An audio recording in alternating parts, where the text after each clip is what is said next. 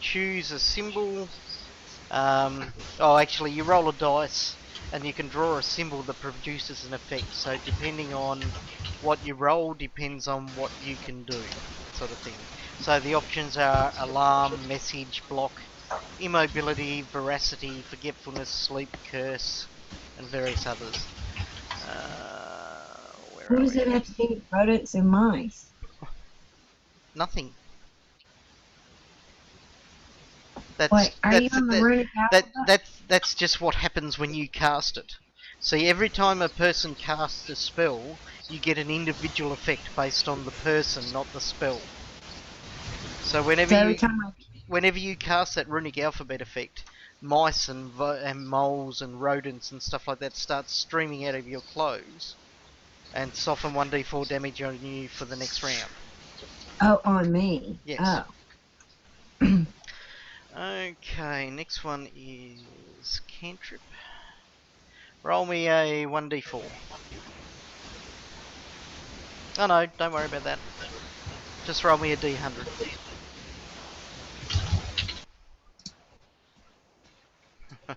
Oh.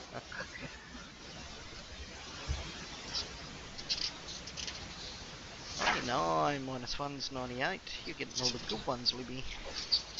Well, I hope so, but I've never really played a spellcaster person, so y'all have to bear with me as I learn this. Wow. Okay, when you're casting... Oh, it's only cantrip. When casting cantrip, it's a natural born talent that you have. Instead of rolling as normal on a spell check, so actually we should put these in as level 1 spells.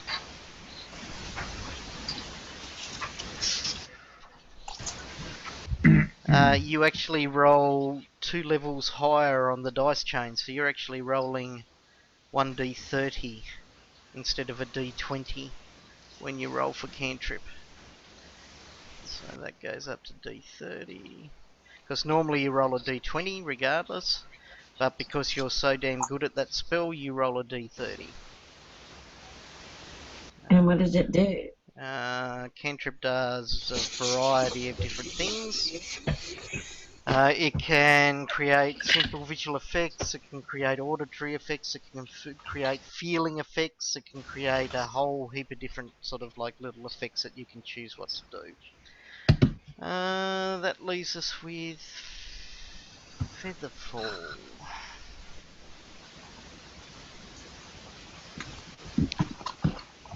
Okay, Featherfall. Roll me 1d4.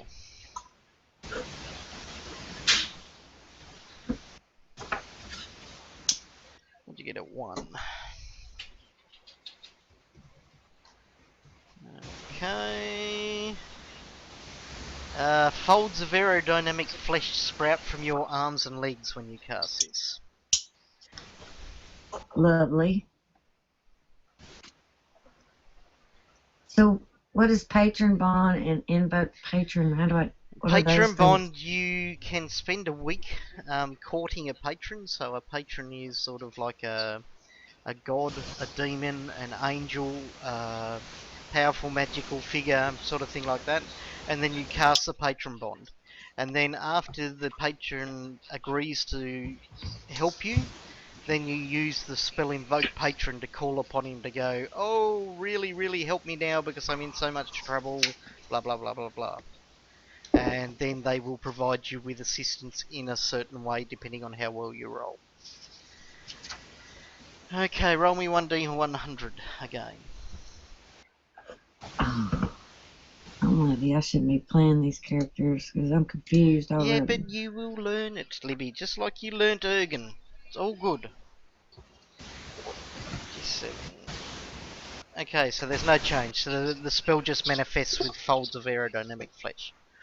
Okay, is that everyone? Fixed and level 1. I think so. Hopefully. Right. Okie dokie, so you are leaving the scene of Radiant City where things have gone to hell in a handbasket. Where's my images? There we are. Hand baskets got holes. Indeed.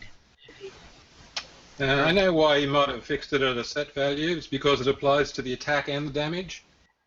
It does. Yes, you're true, but So- also a D die gives you the ability to say, I'm going to do a backflip and bring my axe down, blah blah blah blah blah. And if you roll a 3 or higher on that D die, that occurs, so you can gain extra effects. Like, I'm going to smash him in the face so he's blind next round. If you roll a 3 on the D die, then you do that. You know, but it the value doesn't change from the attack to the damage. So if you have it fixed so that it stays the same, it'll carry the same value forward. Okay, I get So you. there's some sort of logic to why he's done it. Okay, so you can see the castle in the distance as the dawn begins to rise. The castle is in flames. You can see demons dancing upon the parapets as you ground the boats that the deep ones have helped you through with. And what are you going to do is you land them on a rocky stone beach. Run away!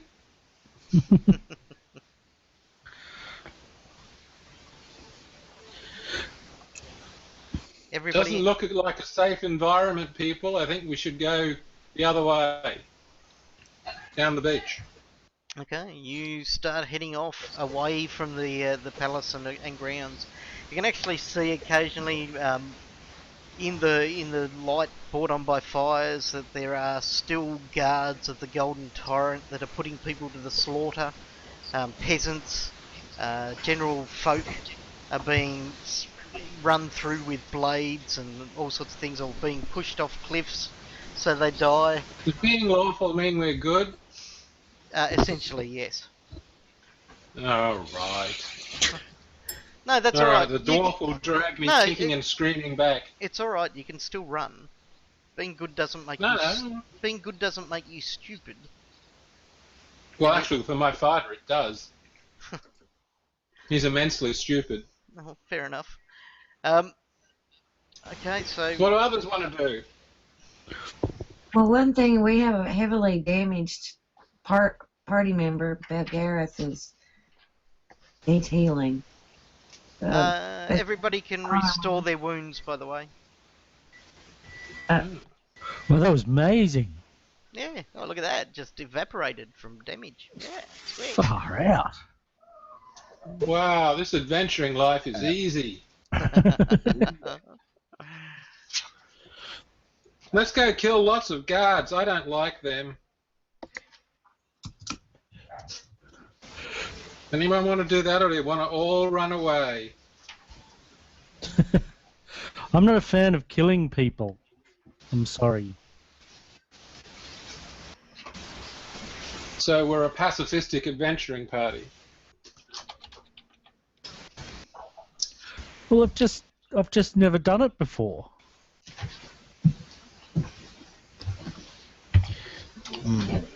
Fine.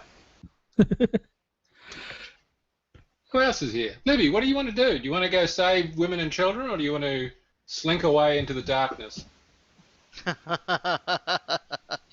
That's not a loaded question in any way, shape, or form. save women and children, of course. Still, so's Belgorod. No, I'm not. I Knock it off. That's I not say updated. scout the area. See what we can do. Okay, who are the scouts? Well, let's see. Who's sneaky? I've got heightened senses and infravision.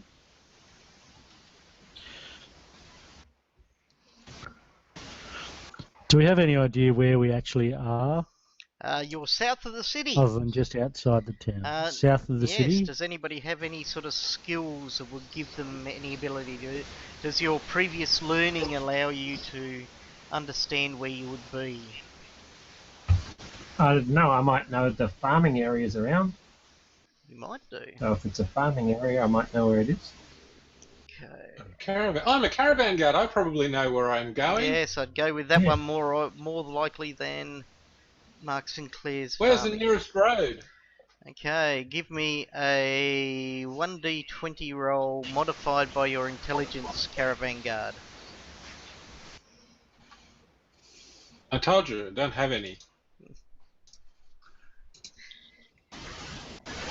-2. You would figure that... Oh, no, sorry, I was looking at my luck, sorry.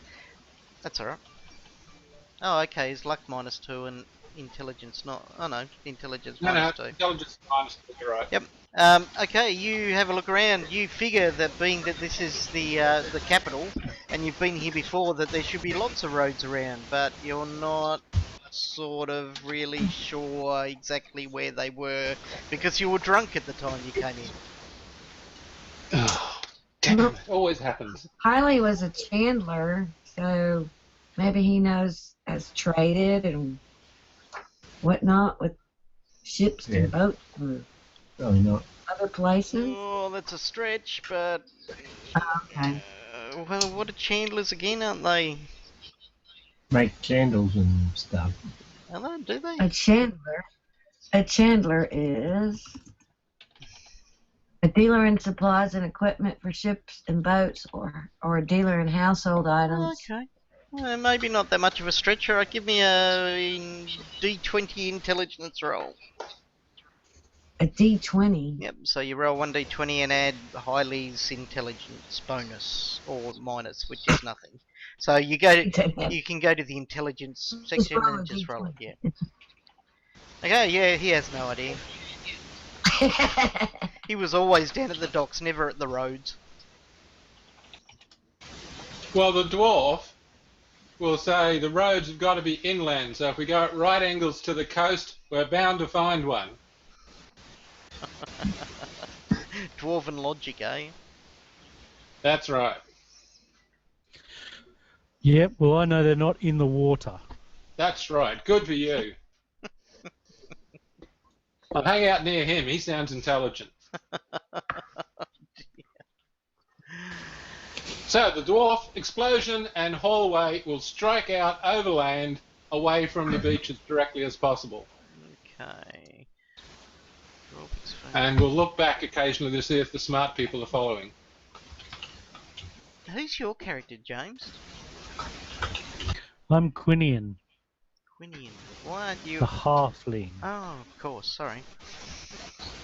Okay, so is everybody following the dwarf and hallway light fingers? Yeah. Yep. Okay, Definitely. figuring that you probably likely find roads off of the beach, you follow him.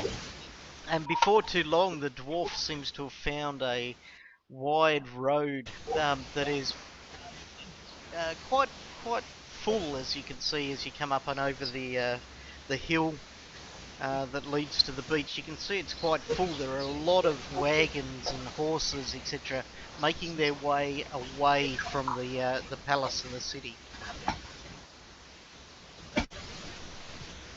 Dwarves are conformists. We do the same. The sensible people.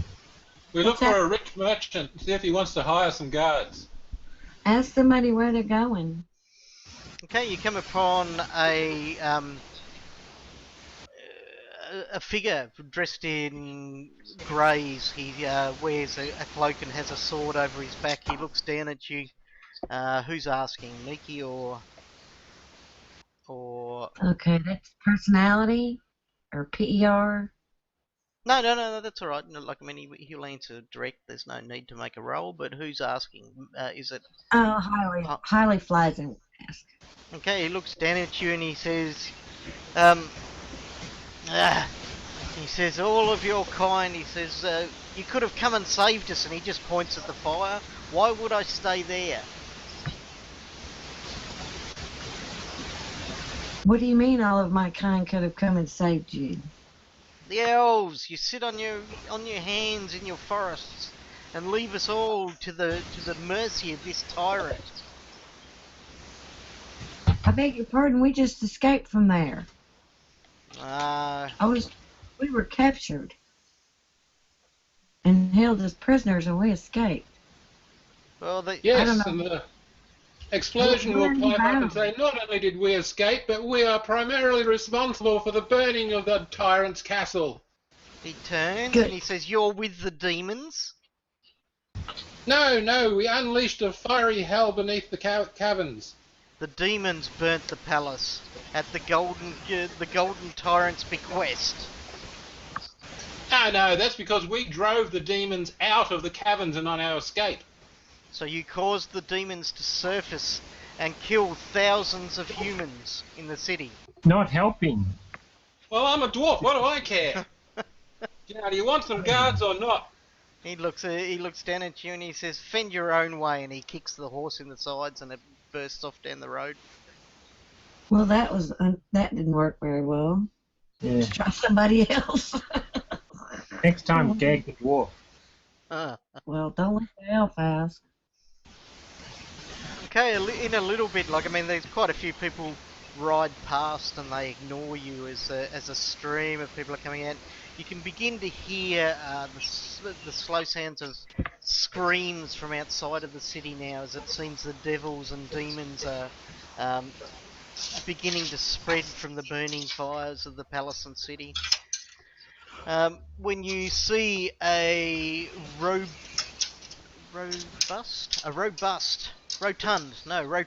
gentleman. His face is dripping in sweat, although it's been a cold morning, despite the fires in the air. And he's whipping a caravan, and he's calling, "Get out of the way! Get out of the way!" Aha! Just what I've been looking for.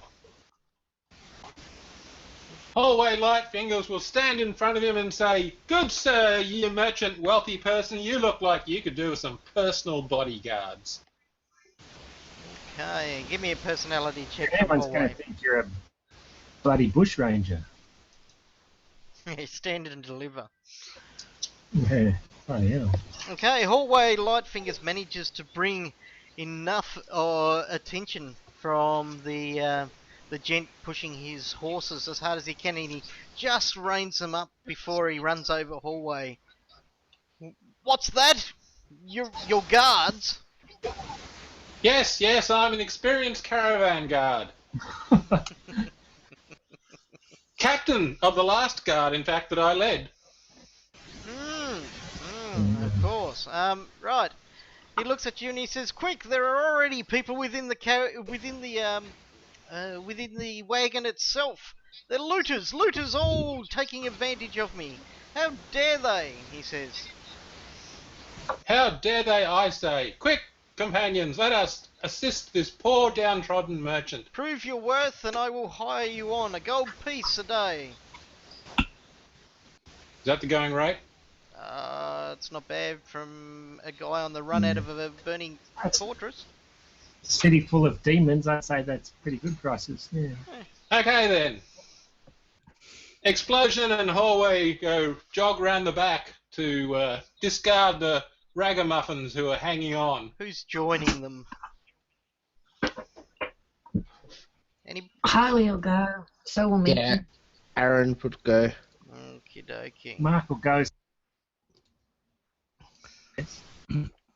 Can I examine how well dressed this merchant is, given my skills as a haberdasher? A haberdasher. Him some new pants. You give me an intelligence check. This is Oh, a no, new not really. Okay. pants check. It's a bit hard to see. He's all sweated all through the materials itself, so it's a bit hard to determine exactly what sort of materials he has on. Okie dokie. So is everybody on the list? Yes, everybody on the list appears to be there. So, as you come around the back of the wagon, you can see bunches of people trying to catch up to it. A couple of them have already grabbed a hold of the wagon and are dragging themselves up into it. They appear to be ruffians, wielding short swords as they start throwing stuff off the back of the wagon. So, we will roll some initiative, I think. Where are we? I'll roll for everybody. Oh. Okay, Philalalo just comes around the corner. He is watching with interest, but does nothing apart from that currently. He determines as he looks around trying to work out what the rest of you are going to do. Hallway light fingers. Oh, hang on. Wow! God, how did I get up first? Hang on, just a moment. I just need to do... You're the experienced caravan guy. That's why. Good move. Good idea. Love that. Oops. Oh, hang on. I did a bad thing. Roll again. I do. Okay, now suddenly time reverses, and Miki, Hey! you're up first. General Zod Heck appeared. off! Alright, these demons have some amazing powers. That's right. They're time bending. You see a guy in a long scarf duck into a blue box and disappear. I'll use word of command on one of them, I guess number 32, Okay. and tell him flee. Okay. So what you need to do is flee. Very good. So you're going to do it on number 32. Is you go into your character sheet. Yep. And you're a cleric, aren't you? Yep. Okay. Bear with me for just 2 seconds. You're a cleric elf. No, Miki's not an elf. Oh, Human. She's got 2. Right, character was Miki. Where are we? uh-huh. Yeah, I got it. So I've got an alpha dwarf, a thief, and a cleric, and a warrior. Is that our fighter? Essentially, yep, that's pretty close to it. So you got your That's a good combo. And it was I got a wizard Did we too. find any shields in that last adventure? No, not really. Very few. I think so. Very few people were using them. In fact, I don't think anybody really was. Where are we? Magic. Here we go. Disapproval.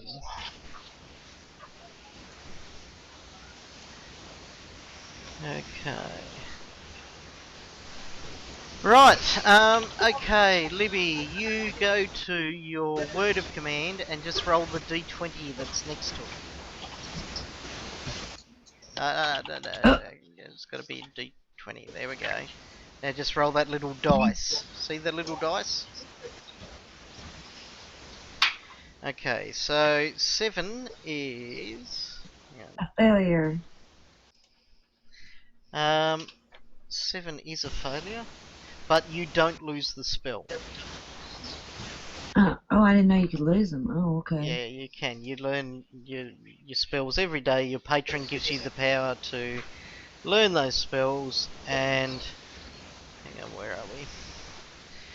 And then depending on your roll, which should have been, did that just come as a 7? Level plus ability. Cast word of command, mod personality, disapproval. Why didn't they give you a +1?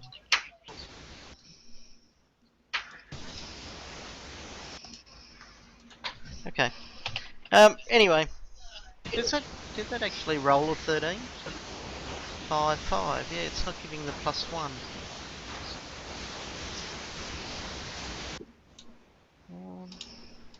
Alright. I'll just remember to add +1 onto those.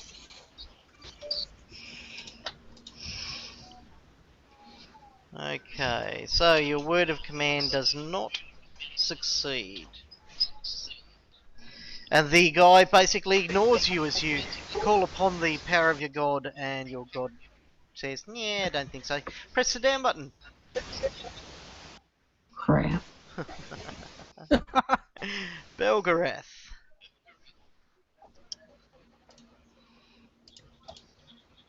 So, channeling his new powers that he's recently discovered.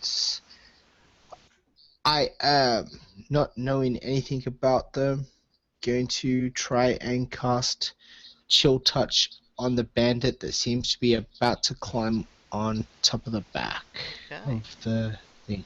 No worries. Chill touch. Touch. Chill, dude. Mm-hmm. Give me, so the D20 or the little dice symbol that's next to chill touch. You roll on that. So on your spell list. Oh, did we not put those into spell? No, we didn't, did we? No, I didn't write them down. Okay, hang on, let's bring you up. And the spell, so... I'm just putting it in now. Okay. So what am I dragging? So you change your chill touch to, well, I've just put it on a D20. Cool. Your level is 1. And then see the little dice that's next to that +1? Yep. Which one am I dragging it on? I don't know, whichever one you want, pretty much. They're all milling about and moving here, there and everywhere. Okay, bandit twin spell level unknown, you get 20 on chill touch. So, a 20 result. So do you want to describe how your spell casts off? As Belgareth, who everyone knows is the eldest human in the party, obviously the dwarves and the elves are older than him. As he thrusts his hands forward, they seem to glow a deep blue and shoot ice and whirlwind of cold air out. Oh, you got a spell burn at least 1 point while casting the spell. 2. Cool. Spell burning is taking off your, I think your main stat, which would be personality, I'm imagining. Or what is it, actually?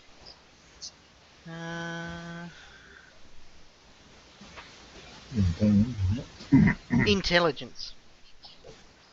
Yeah, that makes more sense, because personality be clerics. Burn 1. Yeah. Cool. So where are we? Spell burn. Blah, blah, blah, blah. Okay. Multipliers require spell burn to function. So you must use that.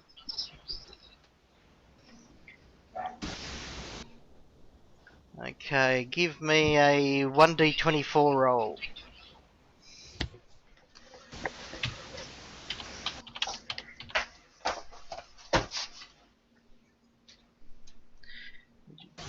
Oh, 24. Roll again twice. Wow. So 2 more. Yep. So 2d24. Mm-hmm. Cool. Okay, so we got a 10 and a 3. Okay.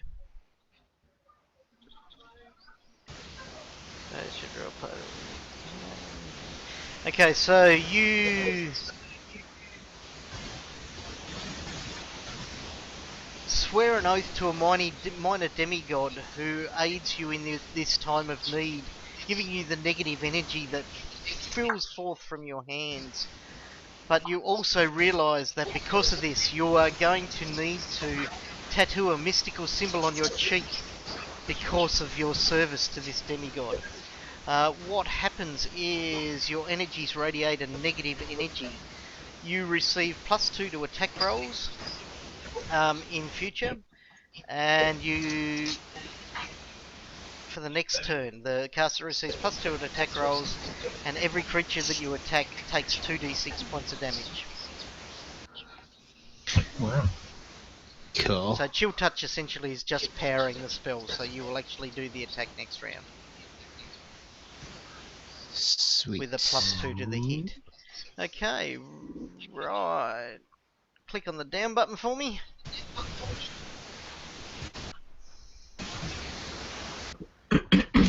And the combat tracker. Oh yeah. Thank you. Okay, one of them skips up carefully and he sneers down at the cleric that told him to flee. And he says, either get up here and steal with me, love, or die trying to stop me.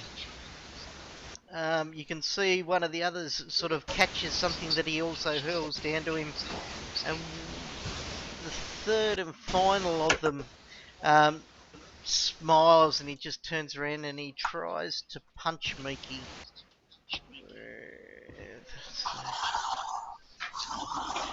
Let's see. Let's go. And he's going to roll against Miki, who has an armor class of 10, and he gets a crit. Ooh, that's not good. At first level. Okay, table 1, 2. Turns around, punching Miki, catching her quite by surprise. Now, where are we? Crit table 1.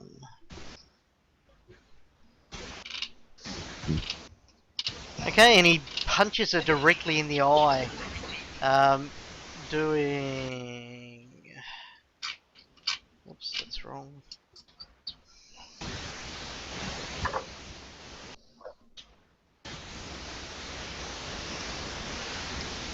That's not what I wanted. Too used to D20. Roll 20.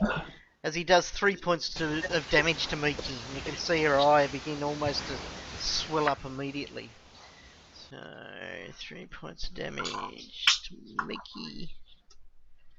Okay, highly Flyzen.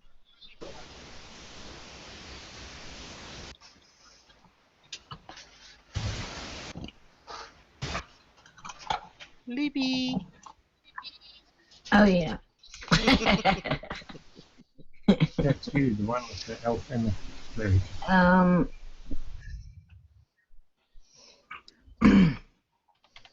So this cantrip thing, can I like make one of the bandits all of a sudden be covered with lots of spiders? You can give him that effect if you roll high enough. Sure. Oh, well, that's what I'll try to do. Oh, crap. Alright, so just grab it and roll it on top of him? No, just double click the dice so we can see what the effect is. It's not as oh, that's not a D. You don't cast it with a D10, do you? I just Oh, you've got D30 with that, don't you? Yeah, okay. I just double clicked in the... Yeah, no, that's good. I forgot you got double right. Okay, so you can either create the visual effect that loads of spiders sort of dancing across his body, or you can make some kind of auditory effect like a boom or a dog bark or ventriloquism or whatever. So they're the abilities that you've got. I'll make him be covered in spiders. Okay. Right. All these spiders start crawling all over his body. As it now becomes Flulali's turn. Which one was it? Up to you. 32. 32. Are there any effects? No.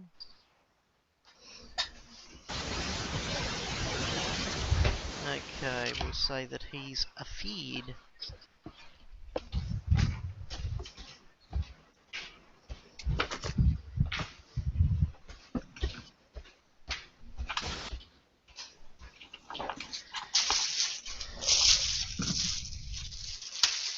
Okay. Flulali looks at his spells and he goes, let's see how colour spray works.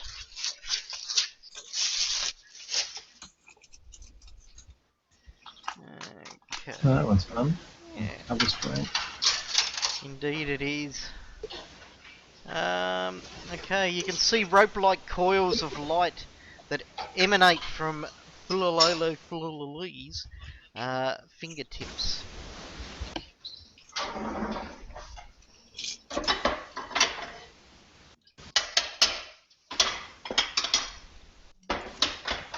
Okay, and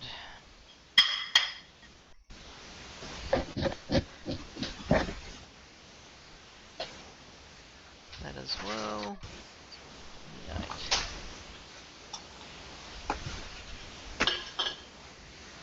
28. Are we being recorded? Yeah. Why? Why is that, Libby? Just wondered.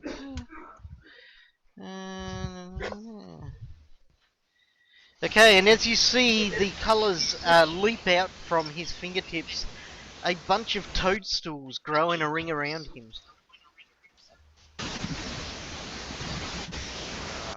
Okay. Ooh, nice. There's an ugly fairy prince. That's 21. Okay, colour spray. Okay, he targets bandit 2, 18 and 19 as the colours fly over the top of them. They're only 1 hit dice creatures, yes. Okay. More than 2 targets. Okay, affected. They've got to make 2 saves. So, ow. What is going on? 2. Oh, should have been 21. 2. That's a bit odd. And 1, 2. Okay. Okay, you see 2 of them knocked unconscious as they attempt to resist the coloured spray.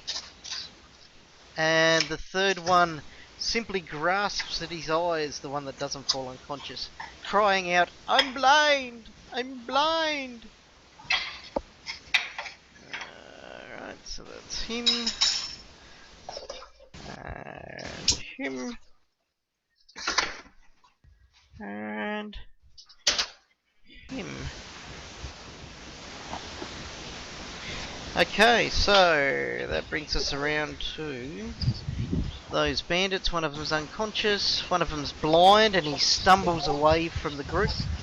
And Mark Sinclair.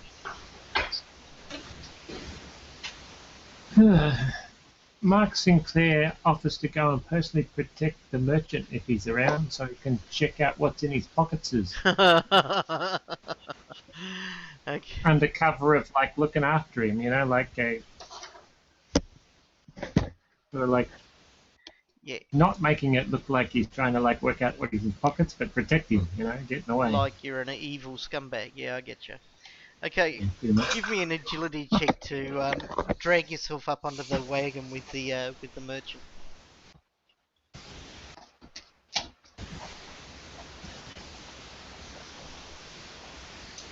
Oh, you easily skip up onto the wagon and sit next to him.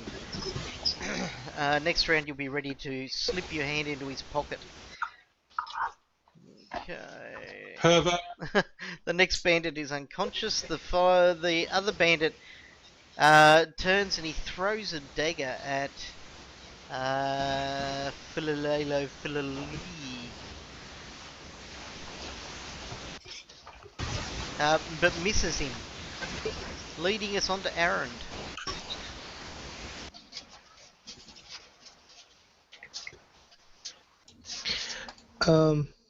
Aaron Gonna have to give up so you can kick him. literally going to pick the closest bandit to him, which I guess is going to be number 21. And is going to try and kick up off the wagon and stab him in the face as he comes back down. Lovely. So I need to roll my D dice. D dice first. Against 21 or just in the box? Just well, when on your character sheet, just double click the D die box. Cool. Okay, and you managed to do just that. And then And I roll your attack. that d20. Probably not. Cool. Okay, you miss him, but you do the jump up and cool flippy roundy stuff. The bandit sees the threat in you and swings, turning to take you on. Okay, and he swings and he smacks Aaron as he flies past, doing only a glancing blow to Aaron. Hallway Lightfingers.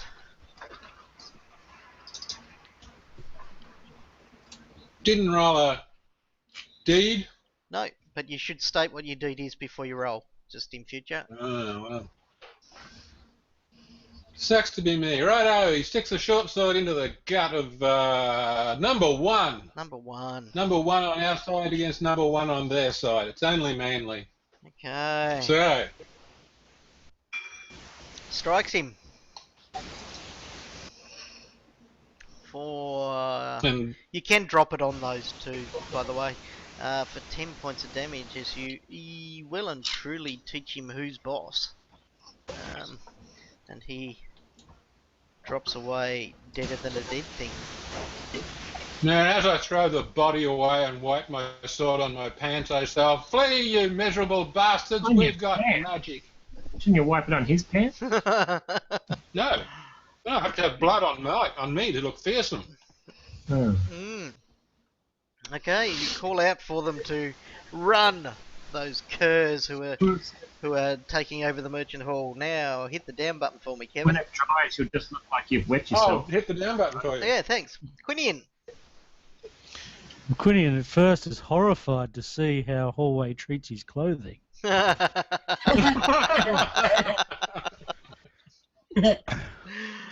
Dry cleaning bill is horrendous. All 2'6" of Quinian is looking round at this wagon. What's the wagon made of, Mark? It's a fairly standard sort of wooden wagon with a cloth sort of, it's like an American country wagon with nice cloth arches over a wooden wagon. Right, well, Quinian's going to try and climb up onto the side of the wagon and using his trusty scissors cut his way into the wagon. Give me an agility check. Oh, the boss will be happy about that. An agility check. Your mother probably told you not to run with scissors. Okay, you see the little halfling. He attempts to run alongside the wagon and drag himself up, but he's just not tall enough to manage to get a good handle. And he keeps dropping off. He also seems to be trying to hold scissors in his hands at the same time for some reason. Explosion. Explosion will try to support Hallway Lightfinger's morale-sapping war cry and threat. Oh! So I'm going to do the reverse of the motivate. Intimidate. Yeah. And then he'll smash one over their head with his trusty staff. Okay, and it certainly does it. So 4 points of damage on to that guy there. We'll give it 2. Okay, Miki.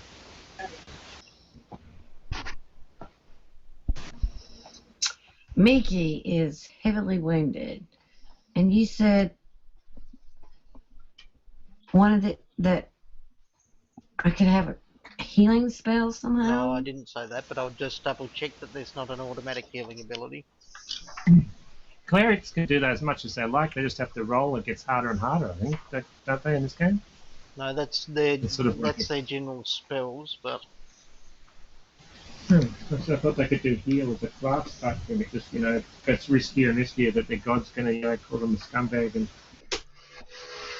send them on a quest to lick witches' bottoms or something. Alright, hang on a sec. Clerics can lay on hands. Okay.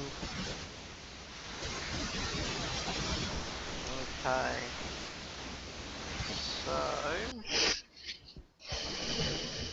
Cleric can lay on hands, healing the faithful. By making a spell check, you may lay on hands to heal damage to any living creature.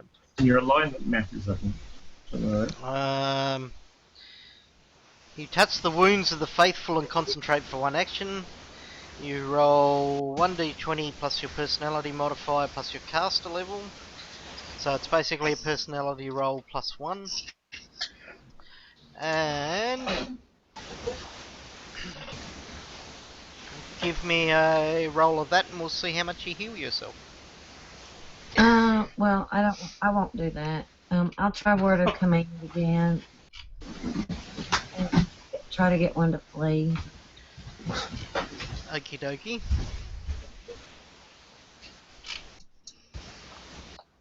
Whoa! Okay, word of command goes off in a major way. And I'll just go for 28. 28. What? Bandit 28. Oh, bandit 28, right. Okay. Okay. You're going for 28 people. Right, 21. You speak a word of command within 60 feet. You combine the word of command with a gesture that clarifies its intent. For example, flee with a pointed finger. Yeah. And it gets his save against you. Let's see. Makes one of those rolls. And he completely and utterly fails his save. And 28 takes off in the direction that you told him to. I will have pointed back to the burning castle then. Okay, and he runs off in that direction, no problem whatsoever. Where are we? Okie dokie. Well done, Mickey. I'm gonna get. Don't tell me. I got it. Okay, back to Belgarath. So I've got a floating +2 for attack from the chill, do I? Absolutely. Number 18's blind, so I think I might just hit him in the face with my staff. And try and add some cold damage to it. So how do I add the +2? Do I do it in the bottom corner? Yeah, or? in the modifier section, but make it a +6 because he's blind. Cool.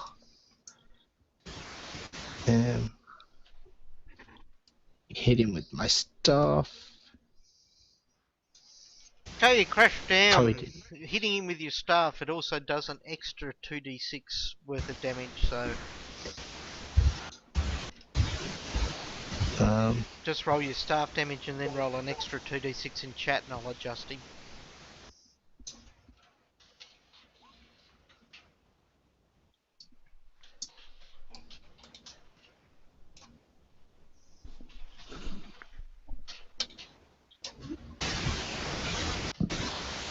Okay, he drops dead. That's the negative energy. Nice. Kills him. Well done, Belgarath. Clicking the down button. Hey. Okay, you can see the guy that hopped up on the back of the wagon starts brushing away at all these little black figures that are crawling out of his arms, etc. Oh, spiders! Spiders, he says. And starts slapping at his arms quite fervently. Enough to damage himself? No, not enough to damage himself. Crap. Whilst one of the other bandits says, "You fool, they're illusions!" And then he turns, seeing Highly Flyson nearby. He attempts to sink his dagger into those filthy elves. Missing horribly. Highly's go. Hiley will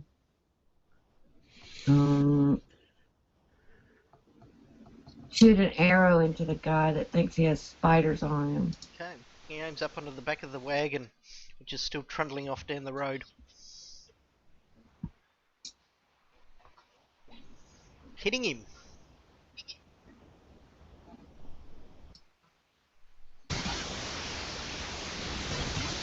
But only just narrowly clipping him. As the arrow disappears into the back of the room. Philalo. Philalo. Philalali has done that. Oh, it didn't let me do it. That's because I did it before you, sorry. Okay. Philalali is going to...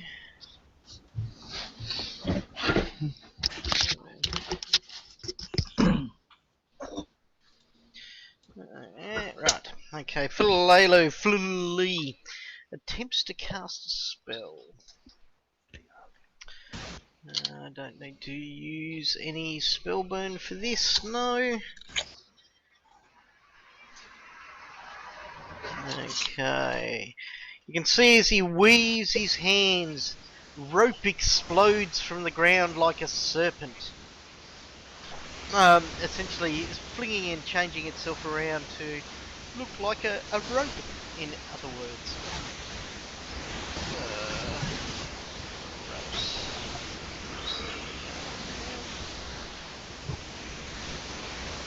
Okay, and...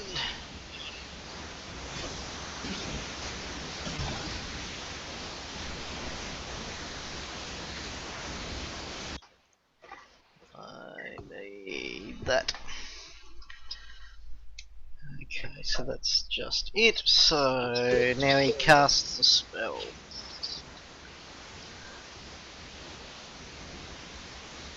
And in fact, that doesn't happen at all. He just waves his hands around, does a little dance, waves his robes around a little, sings a bit, starts singing Rah Rah Rasputin, just to piddle off somebody in the room, and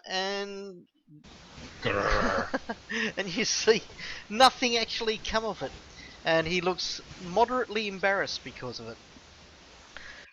Okay, that dude there needs to disappear because he's unconscious and left behind. Mark Sinclair, your go. Mark Sinclair will try and distract the boss, and see if he's got any good stuff. Okay, well he's well distracted. You can see he's sort of got his head poking around the corner trying to look at the background. Give me a skill roll for pickpocket.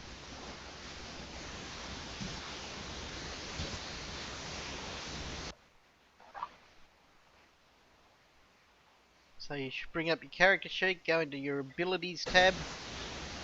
There's a pickpocket there. And there's a pickpocket. You drag that bonus into the modifier box, and then roll a d20. Right. Oh, you can too. Okay. As you're going for his pocket, there's a large bump in the road, and you manage to actually stick your hand inside his shirt, tickling his belly for a moment. You sort of withdraw your hand and look at him, but he doesn't seem to have noticed, and you flick your hand into his belt pouch and manage to draw out an amount of 6 gold sovereigns. Holy cow. That's our pay you're stealing. That's the start of the armor fund. And he only just doesn't notice you do it. Right, no, that bandit is unconscious, so he's gone. That bandit there, he's running along, he looks around, he makes a bit of an intelligence check. Oh dear. Oh no, hang on, that means he passed his intelligence check, doesn't he? And you see him just suddenly do a explosion, turns 90 degrees to the wagon and runs off. Aaron, your action.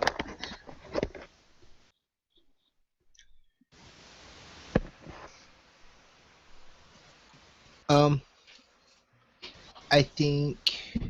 Which one's running away? I got rid of him. I can put him back. No. That's okay. I thought maybe 21 was still running away. I think he might try and do the leap again Okay. and try and step down. So you're trying to drive him to the ground when you hit him, or is that what you're doing? Yeah, on number 21. Okay. I think I'm just gonna try and. No worries. Roll your D die. There it is. Oh, you bring yourself down. One way or another, he collapses to the ground, whether you hit him or not.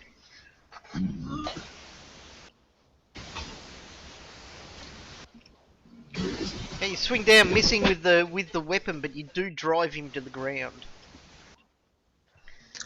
Awesome. He looks up at you,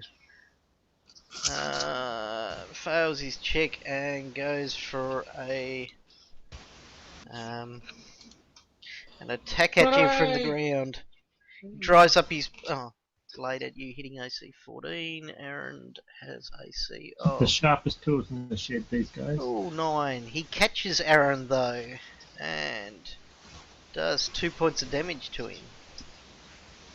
Hallway light fingers. There's only a Hallway light fingers will try again to scare the nasty guys, particularly Bandit 32. Okay. He looks like he's on the verge of giving up anyway. But we might just stick a thing through his chest. That always works if you don't scare him. Yeah, that hits.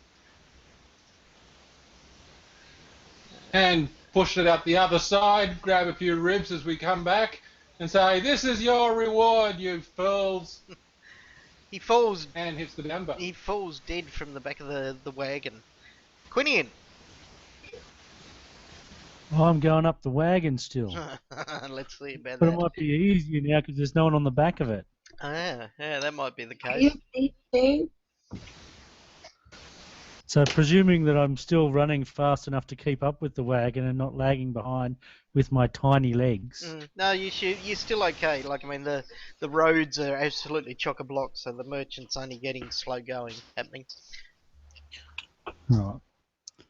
Well, if there's a step on the back of the wagon, I'll try and use that, having failed to jump in the side. Okay. I was going to let you roll with a D24, but that'll do you anyway, as you leap up and scuttle into the wagon, which is now empty of bandits. What are you looking for? Oh, just looking, seeing what's in here. Dokey.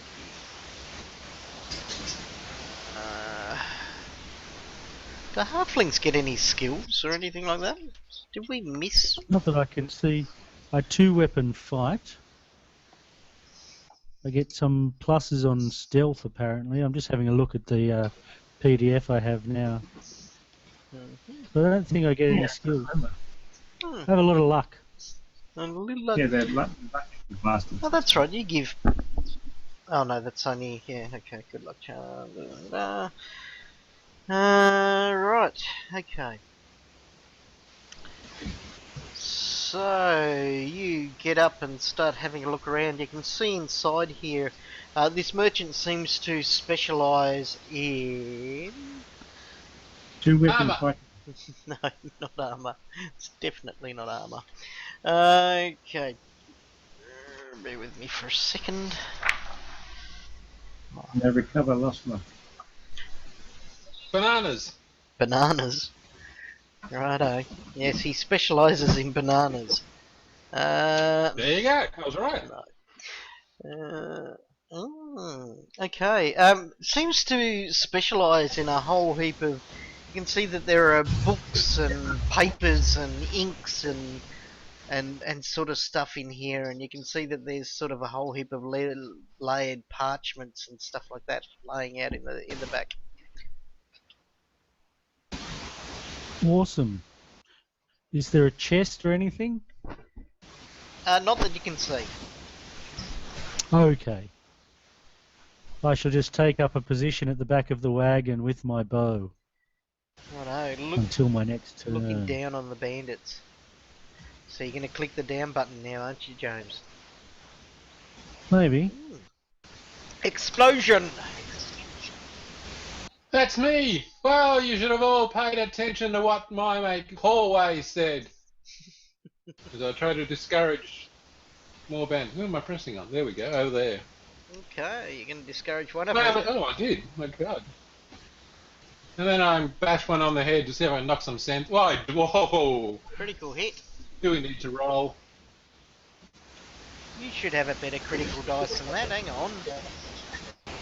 What? That's just damage. Oh, is that damage?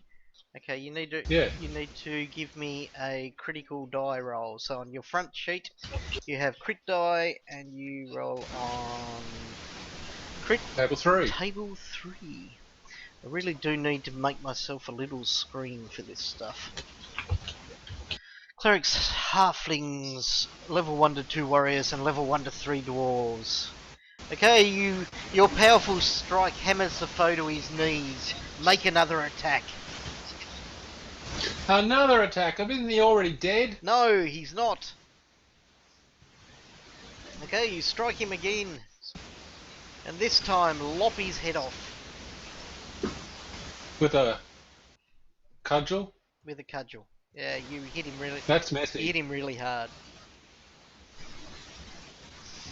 Right, I'll hit the down arrow. Ha! Miki. There's only one left. He looks rather nervous and badly wounded.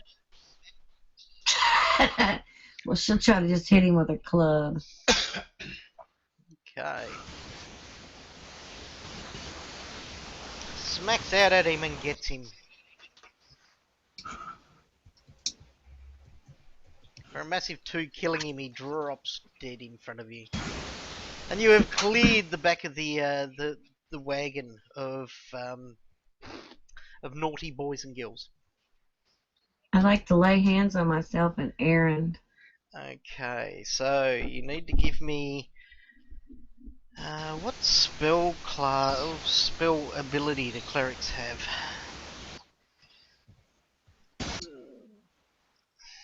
Cleric. Spells, magic.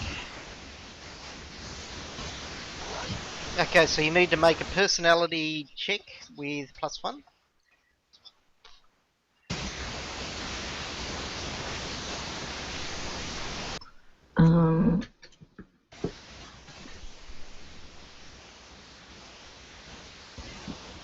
It has.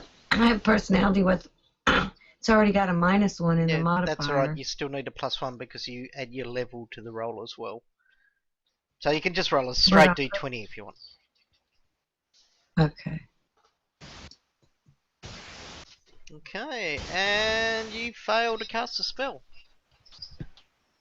But your god does not disapprove of you yet. Can I try it again on Aaron You or certainly, myself, whoever I didn't? you certainly may. Try and, yeah, absolutely.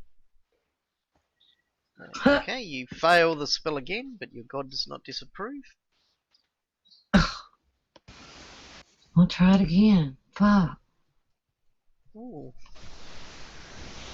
That may just make it. Maybe. Number of dice cannot exceed. Where are we?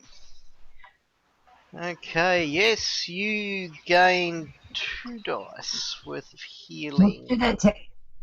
Oh, Okay, What's that mean? so determined by the hit die of the creature to be healed. So who are you casting this on? Aaron. Okay, Aaron gets to roll 2 hit dice. So Aaron is a fighter, is he not, or something similar? Yeah, I'm a fighter. So you have a hit dice of D12, I think. So you roll 2D12. And heal 8 points even though you only had 3. So I'll try again and see if I can heal myself. Ooh, Libby. Okay, so a 19 would give you a result of 3 dice. You've got 3 hit dice you can use. So you're a cleric, and therefore your hit dice is a D8, I think. So you can roll 3D8 and heal yourself with it.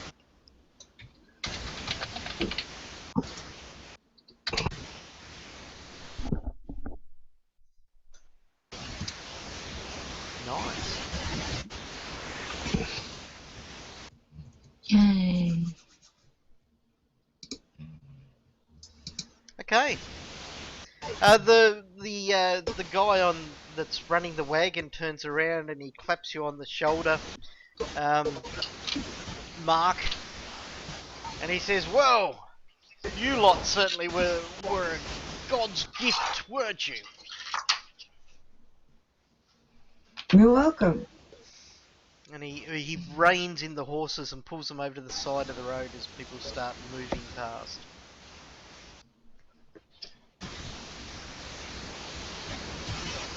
Jump under the wagon and join him. So, you would like to hire us now, I take it? Absolutely, this many people on the road, and all of them intending to do mischief. He says, "My name's Leroy Popalot." Good to meet you, Leroy. I'm Mickey, and How this- come Explosion's got a K next to him? It's like he That's for Kevin. Because it's me, Kevin. part of the band. No, it means it's Kevin's character. It's got a K. where He's are too we short. back? He's too short a guy to fit in all the rest of the letters, is he? Makes it easy to see. Right. Where are you going? Anywhere apart from Radiant City, he points back over his shoulder. That sounds quite sensible. I'm probably heading to, he says, what's that place down south? The Beale, I think they call it. It's maybe a couple... Does Hallway remember anything about Beale? Give me an intelligence check, Hallway. I'll stop doing that. Ha! Ah, yes. Hallway remembers Beale quite vividly. He stayed at a hotel there called the Green Drake that has the finest ale he has ever tasted. Fino, Hallway and Explosion jump up into the back of the wagon and say, "Let us be off." As a cleric, should I pray, and does that do anything? You can pray to your god and worship them and stuff like that. What happens with your spells is when you fail a spell, your god begins to get annoyed with you because you keep asking to cast spells, and essentially you every time you fail one, the natural roll of the dice starts off at 1. But if you fail a spell, it goes to 2. If you fail another spell, it goes to 3. Currently, yours is at 4. But I do believe that you can actually reduce that by praying and doing stuff like that. Where are we? Penalties can be offset by sacrifices. So, if you do a sacrifice or you sit down and you... so if you sacrifice wealth, he will reduce the chance. If you pray for a certain amount of time, he'll reduce the chance and things like that. So that's A Well, small sacrifice. Gwinian. I'll get up in the wagon and start praying. okay. For however long I have to pray. Before I get carried away, loot the corpses. Loot the corpses. Well, the corpses have been pretty much strewn behind you. But you can go and loot away if you will. Are there any interesting weapons? No, they were all pretty much carrying rusty knives and kitchen knives and bits and pieces like that. No shields? No shields, no real armour amongst them either. Given how broke we are, rusty knives might be an upgrade. True. The quality of the crap around here is crap. Ah, well. Did any of them have a dagger? Bits of rope. One of them. Anyone There was probably one that had a dagger. I have a could hat? really use a dagger because the two things I have are not under my proficiencies. fair enough. One of the things must be under your proficiency because it would have been your starting weapon. So you're always proficient with your starting weapon. So is a club like supposed to be a staff then, or what? Yes. A mace. No, it's supposed to be a mace. Righto. Gotcha. Never mind then. I've got a club.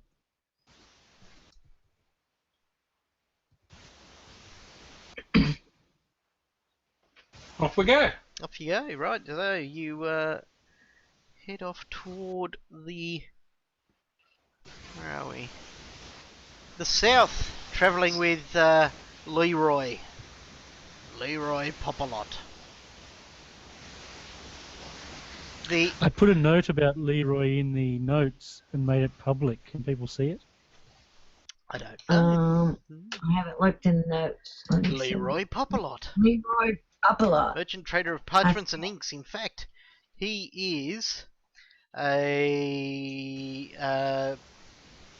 magical reagent seller.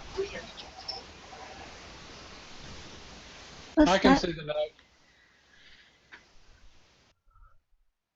What's that mean? He sells bits and pieces like spell books and inks that will work in spell books and scrolls and special sort of things that you can write on scrolls. And if you dig down amongst his stuff, you find little vials filled full of frog's eyes and cat's tongues and stuff like that.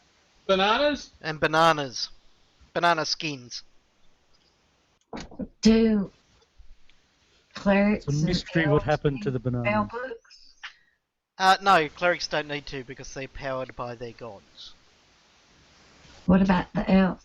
The elf is powered by natural magics because they're elves and they dance amongst the nature, naked and free. There'll be no naked dancing in my company. Oh, your company. I take it That's right. that's explosion, is it? No, hallway. Righto. You spend a good day and you almost got away without a random encounter. Look at that. Almost. Almost got away with it. Where are we? There we are. Over the next day or so, the roads begin to clear. Travelling along in the wagon actually makes you a little bit faster than people on feet. And he asks some of you that have some skill at animal handling. Is there anybody that used to look after animals or something? Mark had a mule. Okay, then he Was a farmer, so he has some idea. Yeah, even though mostly turnips, he had the odd chicken. Yeah. For some reason he likes. Hey. For some reason he likes Mark. He liked the way that he jumped up and helped him in the middle of battle, and he's just got, Mark's just a nice, trustworthy kind of fella. He decides. Dumpy looking, unthreatening, nice guy. Yeah, that's it. He just loves you. So he hands Captain over the Hallway reins to will you. also be familiar with animals. Okay, and so Captain Hallway also has a bit of experience, so therefore he gets Captain Hallway to clean up and feed them and water them, because he trusts Mark a lot more to guide them, even though Mark's robbing him blind. Only took a little bit. Yes. Okay.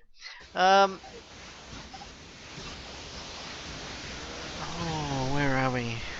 Bear with me for 2 seconds.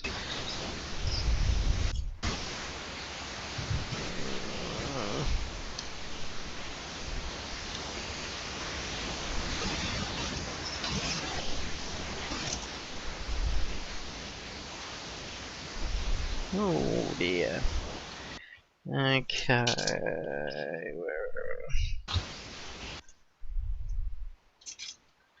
So it makes that. So forward. That.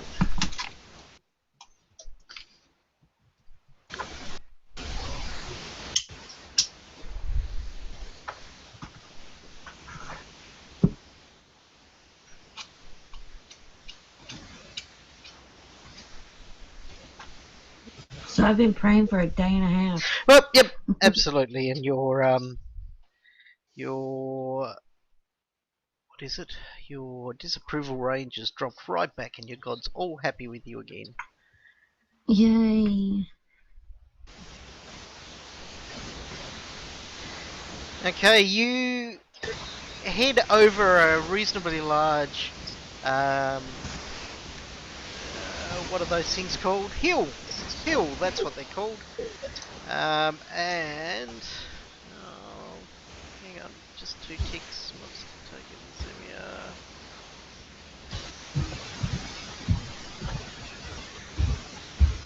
Sweet. What was the name of that castle that we ruined? Radiant Palace.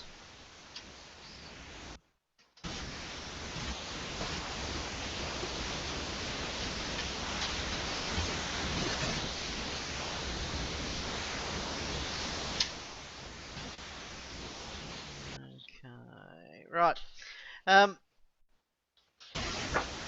You come up over a reasonably large hill, and ahead of you see a magical cliff face, which is opened up so a tiny little road runs between the two, and a river winds its way through this canyon that's formed. You can see the town of Beale ahead of you, which looks very much like this.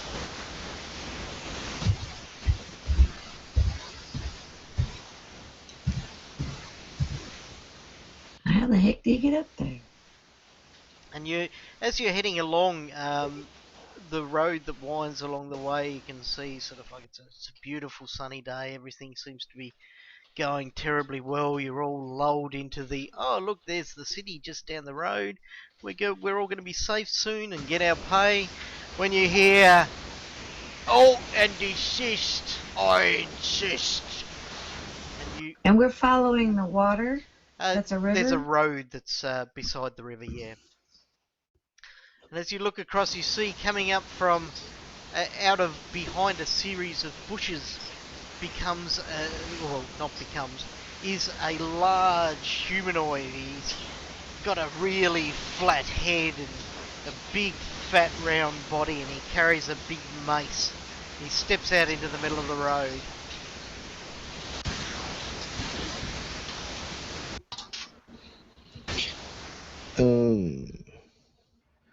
So I have a question. Mm-hmm. One of my spells gives me that certain effects where I lose control for a certain amount of rounds.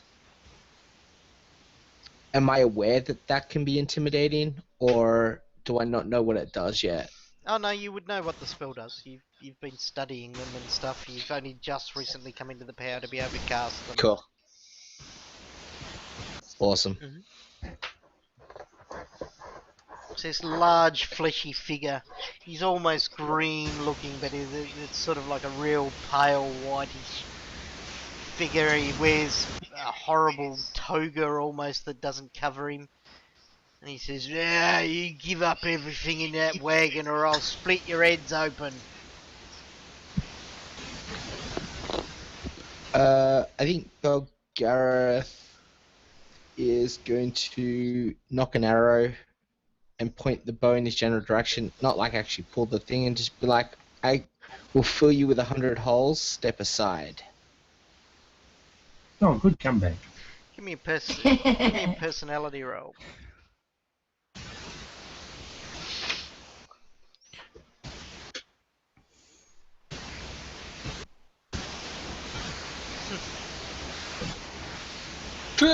Okay, he laughs. Oh, you think that'll pierce my skin? Oh, I'm going to enjoy... How far away from the wagon? He's about 30 feet away from the wagon. I'm going to enjoy sucking your brains out of the holes in your eye sockets. Oh, I like him already. Doesn't want a job, does he? Oh, he's one-upped us again. That's assuming he's got Is it just him? any brain. It appears to be just him. Well, scan for assistance and hiding ragamuffins. Okay, give me an intelligence check. Oh, stop doing that. Oh, hang on, wrong score. This one. Oh, nice. Oh! Explosion intelligence check. Awesome. Explosion stares around and you can see that he is by himself, but there seems to be a shimmering haze around him of some sorts. And you can see that as he moves his arms, there seems to be a second figure standing in exactly the same spot, yet not in the exact time with him. So when it moves, it seems to lag a little behind him, as if there seems to be two bodies hiding in the one space. Well, explosion will tell everybody it's a dirty conjurer hiding behind an illusion. Let's fill him full of arrows, boys and girls. And take the bow in. Righto. Let's roll some initiative, shall we? You can either roll your initiative or I'll roll everybody's initiative for them. It's up to you. You roll. I'm happy for your roll. Okie dokie. Yeah. Right, Highly flies and gets the leap, being a Ponzi elf. What's Highly flies doing? Well, what does this runic alphabet thing do again? It's essentially used in non-combat-y type environments. Oh. Yep. Non-combat. I will, Oh, well, with people that are spellcasters, if you don't have a copy of the books, like I've just noticed that James has a copy of the book. Daniel, I think, got himself a copy. So for Libby and anybody else that has spells, I'll send you a copy of what your spells do this week. Thank you, thank you. Okay, well, let's see then. I'll just shoot him with an arrow. You knock an arrow and send it his way. He's not on the combat tracker. Oh, hang on. Now he is. Oh, hang on. Now he is. He's an ogre. Oh, it certainly appears like one. Miss. Okay, you hurl an arrow. Highly gets all high-strung and knocks an arrow and shoots it, and it goes almost straight up and strikes down in the ground behind the wagon somewhere. Aaron.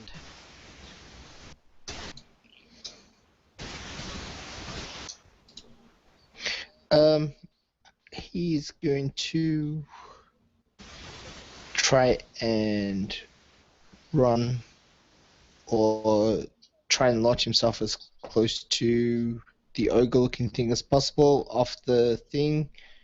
So, like, try and jump as close as possible, and then when he gets there, stab upwards into his belly. Lovely.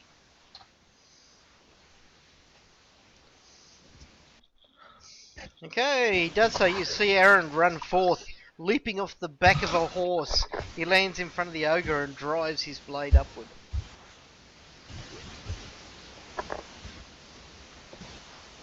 Okay, you see you drive it upward, but into leathery flesh, and it just pushes your dull blade aside. Awesome. Flalo Flalali decides to investigate his usage of the spell Magic Missile, which he has not, as of yet, looked at. So, Magic Missile.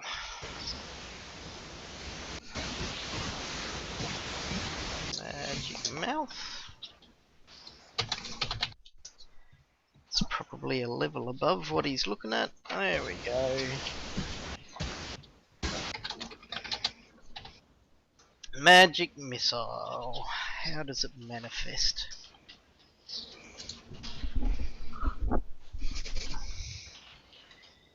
Okay, as you see, he flicks out his hand and a ray of frost leaps forward from his fingertip. Magic Missile.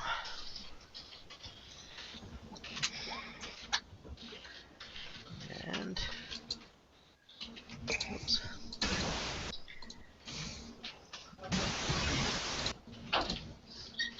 What's that doing? And... oh! But you see as he flings his hand out, you see the ray of frost beginning to burn on the end of his fingertip, as it's actually going to take him 2 rounds to cast.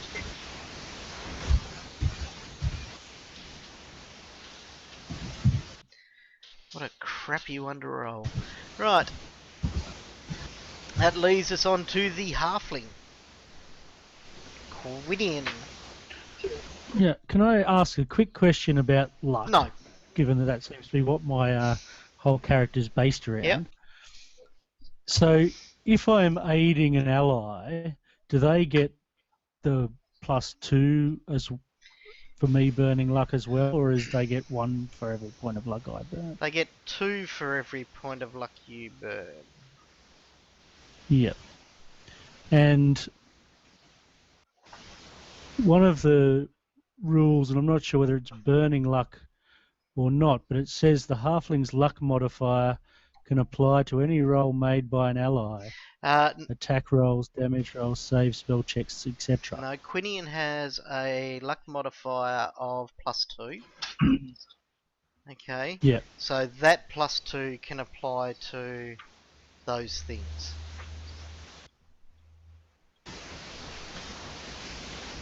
To any roll made by an ally. Let's see, hang on. What's that under? Good luck charms? Yep. Firstly, that was a bonus of luck check. Second, unlike other classes of halfling, halfling's luck can rub off on those around him. The halfling can expend luck to aid his allies.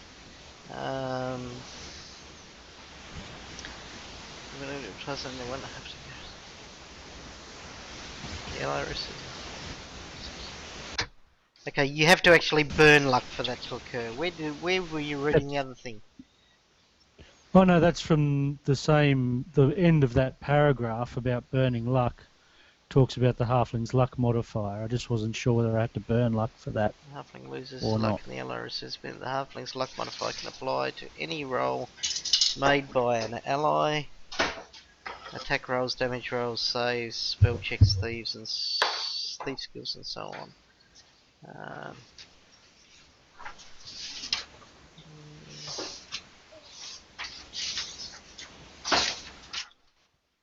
I think the luck modifier comes from you burning that luck.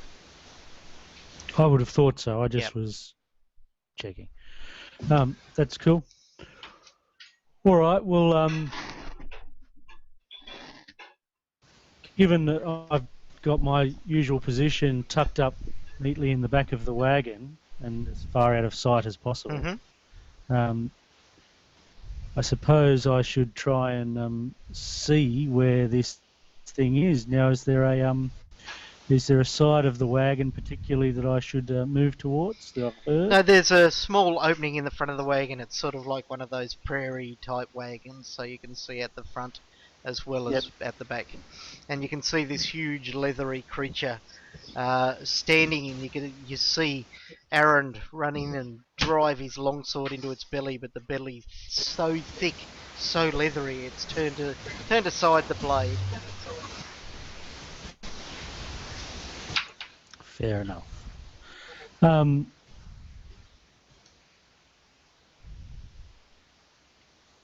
Well, Quinian at this stage will move then towards the back of the wagon and try and slip down onto the back step of the wagon.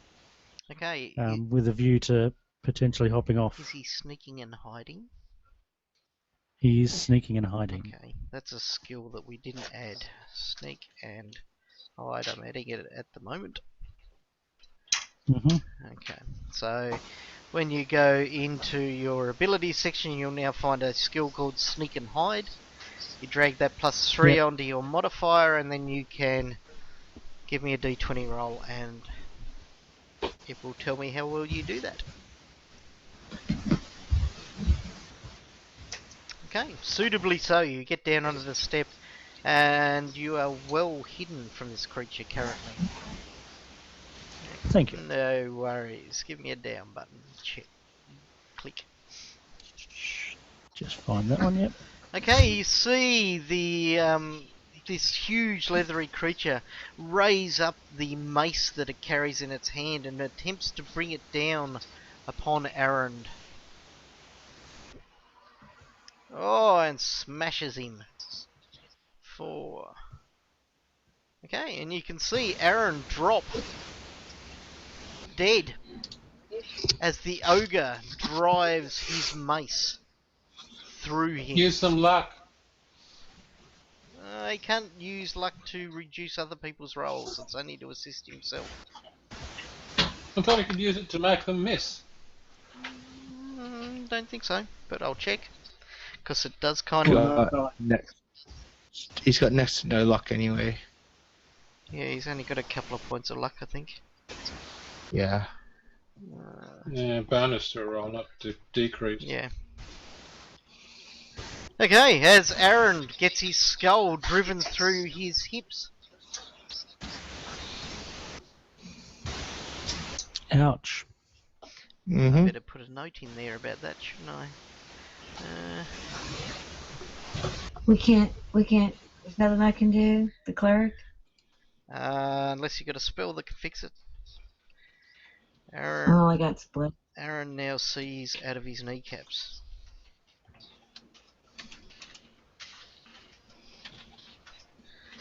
Killed by ogre. Alright.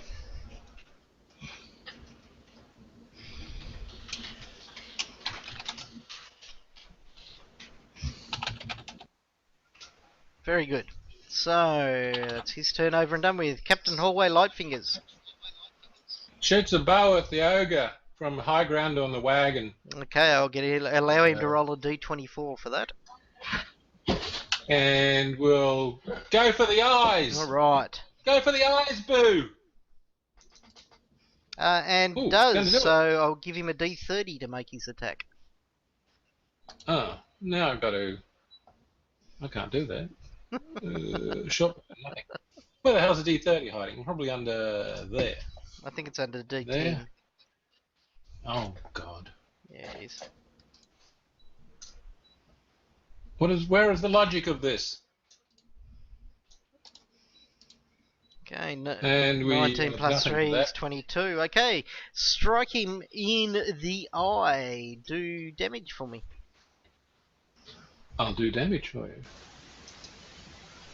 Okay, 7 points of damage. Okay.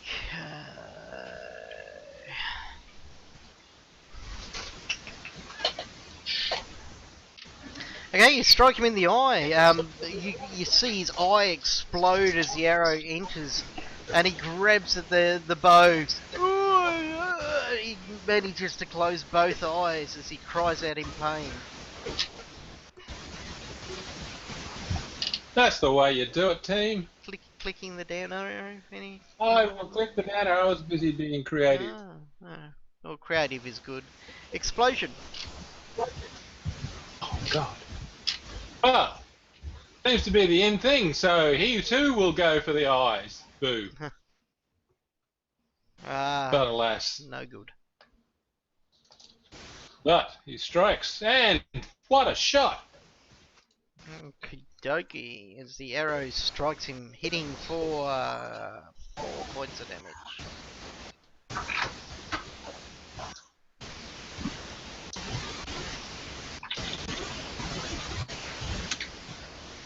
Clicking the down arrow.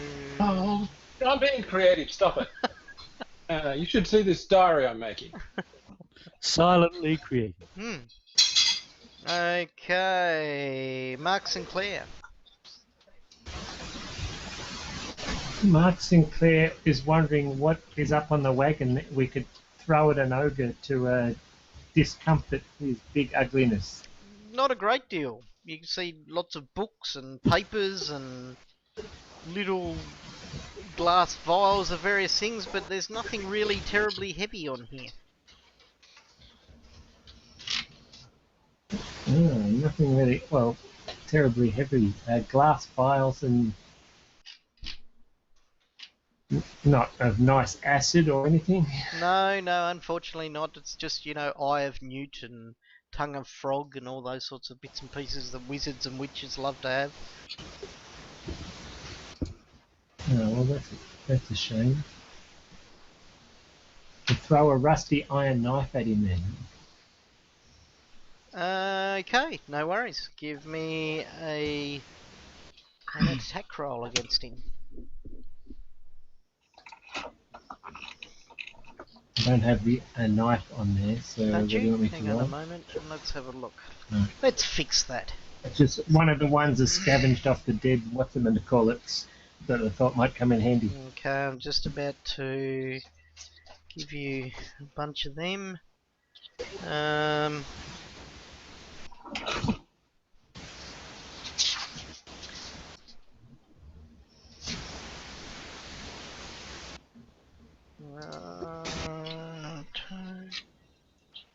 Okay, you should now have a dagger there to be able to throw. Okay, you hurl it at the creature and manage to hit it.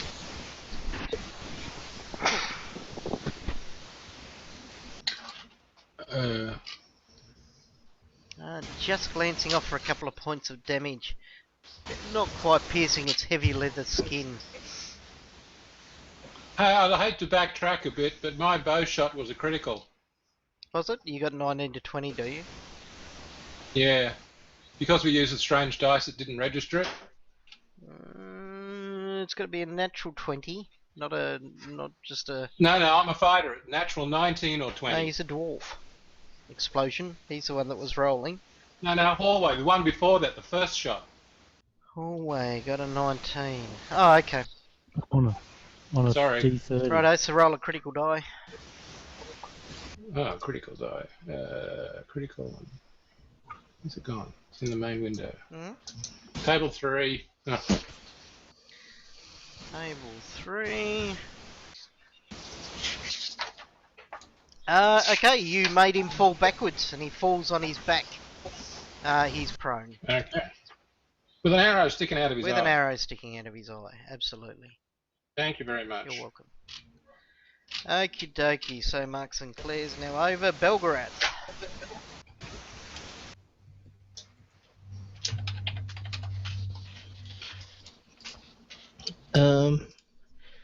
I think he's going to attempt to the flaming hands range 15, so I have to walk up close to him to actually burn him. Oh, yeah, it's not that much further though, so only about 10 feet or so and you'll be up there. Yep, I might take a couple steps and jump on his belly. If he's on his back, yeah, I think I might just stand over him and try and burn him. Okay.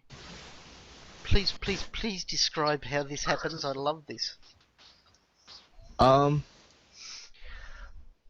After his cheeks still slightly bleeding from the arcane sigil that's branded itself on his left cheek, his eyes will flash a little bit from the flame that's coming out of his hand as the skin peels off his hands, revealing skeletal hands underneath as the flesh drips off his hands, and he shoots the flame forward. Beautiful. Into his victim's face. Righto, give me a... So is it a D20? Yeah, next to the...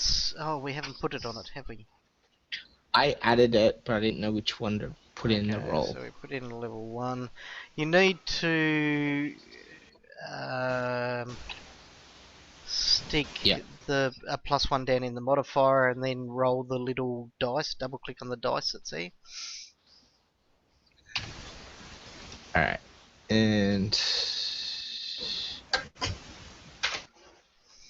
Okay, so you should actually have a 16 for a success. Okay, the spell produces a blast of fire that burns a single target within range for d6 points of damage as the lava shoots out, striking the ogre. Cool. So 1d6. Yep.